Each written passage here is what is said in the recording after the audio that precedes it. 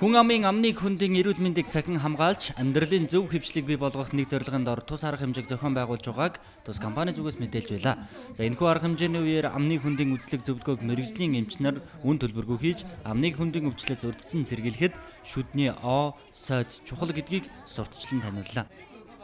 Colgate болон Mami Poco брэндээрээ танилцуулах болон мөн Colgate брэнд дээр бол хүүхдүүдийн амны хүндийд үзлэг хийлээ. 500 хүүхдэд бид өнөөдөр үзлэг хийлээ. Зөвлөгөө өглөө, гарын бэлгээ гартууллаа. За мөн Mami Poco брэнд дээр бол бүтээгдэхүүнийхээ дээжийг тараалаа. Мөн бас 500 хүүхдэд бүтээгдэхүүнийхээ дээжийг тараасан байгаа.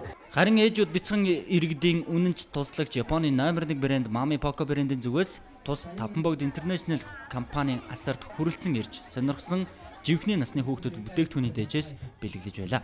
Mami Poco брендийн суглаат худалдаа эхэлсэн бөгөөд живх худалдаж аваад зуглаанд өрсөлдөх боломжтой юм. Хонжурт Дислейленд рүү аялах, ирэх нэг гэр бүл хүүхдийн сувлэлд амрах эрх болон ээжийн цүнх хүүхдийн тэрэг хоолны ширээ багтжээ.